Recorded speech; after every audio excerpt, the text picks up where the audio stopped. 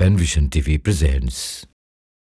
অন্যকে দিতে যদি করো কারো পণ্য, থরে থরে জমা করো সোনা রূপা পণ্য। কারণের মতো হয় অন্তর দয়াহীন, লাগবে না এই ধন কোনো কাজে কোনো দিন। তার চেয়ে দান করো কৃপণতা ছাড়িয়ে, প্রভু তার নেয়ামত আরো দেবে বাড়িয়ে। রয়ে যাবে সব ধন আমলের খাতাতে, বহুগুণ বিনিময় পাবে ভুল কি তাতে। টুকটুকি টুকটুকি, এই তুই এখানে সব আমার দুর্নাম শুরু করে দিয়েছিস?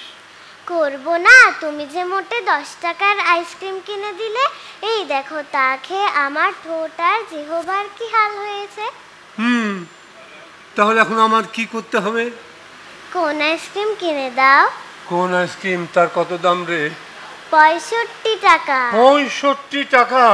আরে 65 টাকা দিয়ে তো 1 কেজি চাল আর 1 মুঠো আমার পুঁই শাক হবে রে। এই যে চাচা, হ্যাঁ? এদিকে আসেন, এদিকে আসেন। ওদিকে এদিকে আসেন, এদিকে আসেন, এদিকে স্যার ডাকতেছে। শোনেন, বসেন বসেন বসেন। বসতে হবে? হ্যাঁ বসেন। এই চাল আর পুঁই শাক দিয়ে কি করবেন চাচা? ওকে কোন আইসক্রিমই কিনে দেন। আপনার টাকা না থাকলে না হয় আমি দিয়ে দেই। আমরা দেই, অসুবিধা কি? না না স্যার, আমার দাদা অনেক টাকার মালিক, কিন্তু যাকে বলে হারকে পণ। সেদিন কি হয়েছে জানেন? কি হয়েছে? আমাদের ঘরে হঠাৎ আগুন লাগলো, আর দাদা কিনা ফায়ার ব্রিগেডে মিস কল দিল।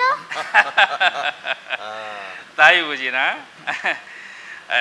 সবাই তাহলে আসুন, একটা জিনিস দেখায়। এই যে দেখ, এখানে তো টুলেট দেখছি, এই বাসাটায় নাম্বার তো নাই, লক করেন তো।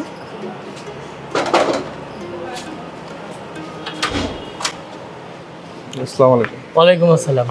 এই বাসা ভাড়া হবে কয়তলায়? 3 তলা ভাড়া হবে। আচ্ছা, মালিক কি এখানে থাকে? মানে একটু কথা বলতাম আর কি। জি আছে, বাড়িওয়ালা আছে, আসেন ভিতরে আসেন। হ্যাঁ আসছে।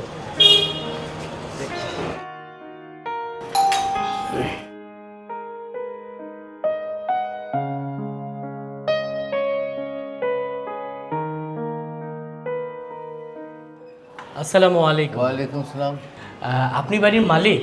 না। কিন্তু দারোয়ান যে বললো আপনি বাড়ির মালিক আমি তো না, বাড়ির মালিক তো আল্লাহ। না, সব কিছুর মালিক তো আল্লাহ তাআলাই।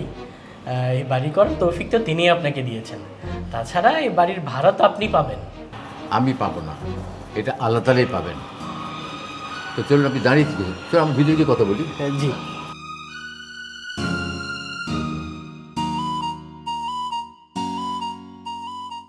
পাগলের পাল্লায় পড়লাম না তো, চলেন ভাগি।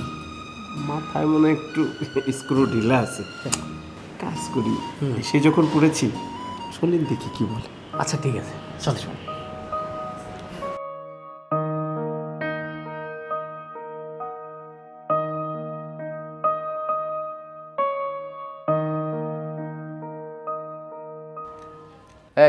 সজল, বাসায় মেহমান এসে চাটার ব্যবস্থা করো।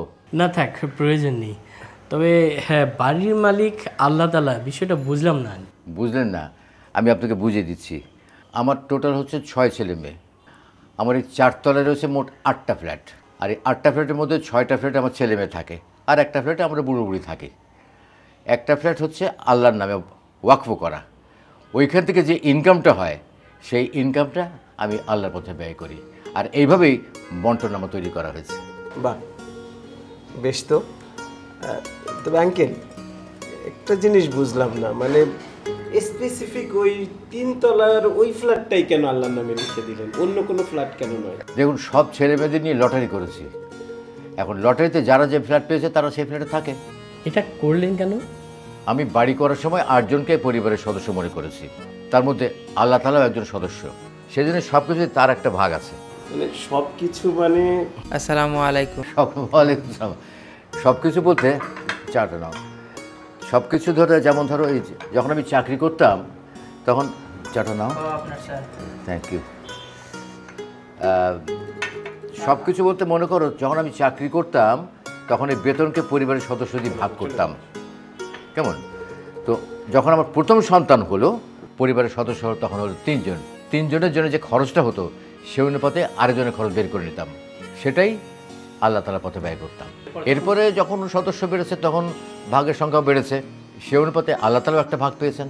আমার এই গ্রামের বাড়ি থেকে যে শস্যটা আসে সেখান থেকে কিন্তু আবার 8টা ভাগে ভাগ হয়, সেখান থেকে 7 ভাগে সবাই ভাগ করে নিই, আর ওই 1 ভাগ ওটা আল্লাহর পথে ব্যয় করি। তো আঙ্কেল, আমরা বাসাটা নিতে চাই। জি আঙ্কেল, আপনি এক কাজ করুন, ওই টুলেটটা তুলে ফেলুন, আমরা বিকেলে এসে অ্যাডভান্সটা করে যাবো ইনশাআল্লাহ। তো ঠিক আছে, উঠি তাহলে। আচ্ছা হ্যাঁ, আসসালামু আলাইকুম।